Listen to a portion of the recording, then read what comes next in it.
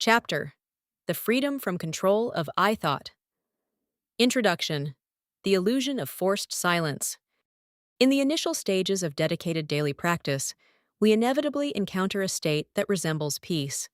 We sit in quiet contemplation, and a distinct hush settles over the mind.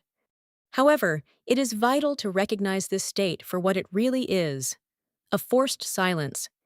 This is the silence of anticipation, the quiet that occurs when you demand an answer to a profound question, and the analytical mind, temporarily stunned, has nothing to offer. It is a fabricated stillness. The moment you disengage from the formal structure of your practice, step off your cushion, and re-enter the momentum of daily life, the relentless psychological chatter returns with full force. To transcend this cycle, we must understand that this mental chatter is not a structural defect. Rather, it was a necessary milestone in our evolutionary process.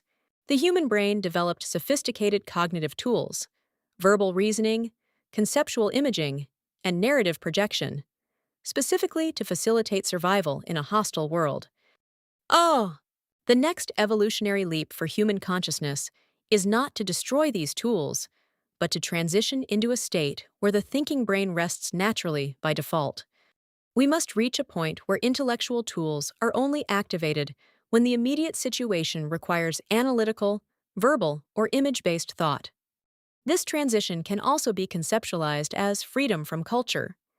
The grip of cultural conditioning, societal programming, and identity dogmas is maintained entirely by specific neurological structures within the thinking brain. When we break the involuntary control of the I thought, we simultaneously break the shackles of cultural conditioning. Part 1. The limitations of the first practice. Through the primary practice of self-inquiry, we successfully train ourselves to enter states of deep quietude during our designated hours of meditation. Yet, we quickly discover that this peace lacks permanence. The moment the formal session concludes, our deeply ingrained mental habits reassert themselves. The same anxieties, judgments, and compulsive narratives cloud the mind, proving that a dedicated hour of silence is insufficient to change the foundational mechanics of the psyche. To make this hard-won quietude our natural, baseline state of existence, we must introduce the second phase of practice. This phase revolves entirely around resolving the specific thought patterns that cause us to become entangled in the mind's natural fluctuations. Primary tool, self-inquiry, generates fuel. Leads to second tool, disentanglement, resolves patterns. The initial practice, using the investigative question, "Who am I?"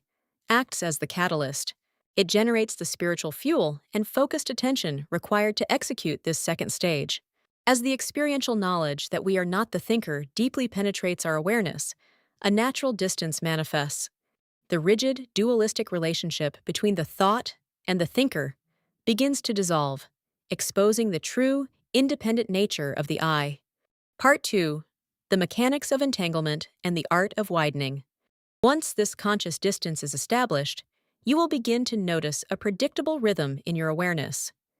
The exact moments you get entangled in a stream of thinking, the moments you spontaneously unentangled from it, and the subsequent lapses back into identification.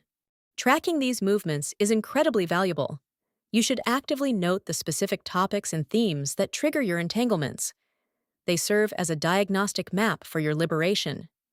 Consider the following progression of expanding a localized identity into universal awareness. 1. The localized identity, the fan. Imagine a passionate fan of a national cricket team. When a thought arises regarding how their team will fare against a formidable opponent, they immediately become emotionally and mentally entangled. They are viewing reality from a highly restrictive, localized standpoint. An Indian cricket fan. 2. The enthusiast of excellence. If that individual consciously shifts their perspective to that of a general sports enthusiast, their identity broadens. Rather than blindly taking the side of a specific club or nation, they now celebrate pure brilliance, skill, and athleticism, regardless of who displays it. 3. The universal observer. We can widen this perspective even further. The individual can step into the shoes of someone who recognizes and honors excellence across all human sports and endeavors. They are no longer bound by geography, religion, city, or nationality. They have become a connoisseur of human potential.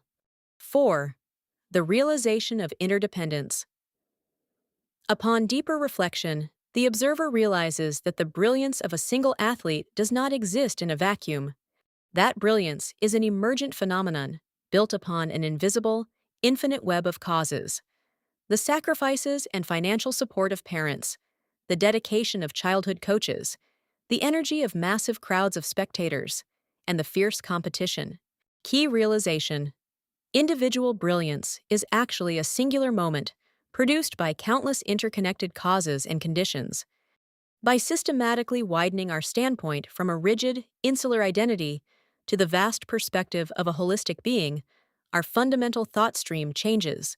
When you reach this universal standpoint, the quietude that was once forced during meditation becomes your natural resting state. Part 3. Integrating practice into everyday life. The spiritual path achieves balance through the harmonious interplay of two distinct practices: deep self-inquiry and the conscious widening of one's standpoint. However, a practical challenge remains. When we are actively engaged in the world, the highly conditioned forebrain demands a task. If it is left unoccupied, it automatically defaults to its old habit of compulsive, anxious chatter. How do we break this lifelong habit of background thinking? The solution is elegant in its simplicity. Occupy the brain tools with the immediacy of the present moment. When you are working, bring absolute, undivided attention to the task at hand. When you are resting, anchor your awareness in the physical reality of the body. Feel the precise pressure of your body against the seat or the texture of the floor beneath your feet. Alternatively, you can choose from a variety of supplemental techniques, depending on your temperament. You may choose to maintain a gentle, uninterrupted awareness of the rhythm of your breath, or silently repeat a sacred mantra or name of God within the mind. It is important to remember that these supplemental techniques are temporary scaffolding. Their sole purpose is to teach the analytical brain how to rest when it is not needed. Over time, as resting becomes your default state, this scaffolding can be naturally dropped. Conclusion: the roadmap to sustained freedom. Achieving true freedom from the control of the I thought requires a patient, multi-layered approach to training the mind. By combining your practices into a cohesive daily routine, you can effectively transition from forced silence to an enduring, natural quietude. The roadmap includes primary self-inquiry, secondary widening standpoint, and supplemental present moment anchors. Commit to the primary practice of self-inquiry. Anchor your awareness using your chosen meditation tools during moments of downtime, and consistently step outside the boundaries of your cultural conditioning by widening your perspective. Through this integrated approach, the mind sheds its defensive chatter, allowing you to rest securely in the untamed freedom of the true self.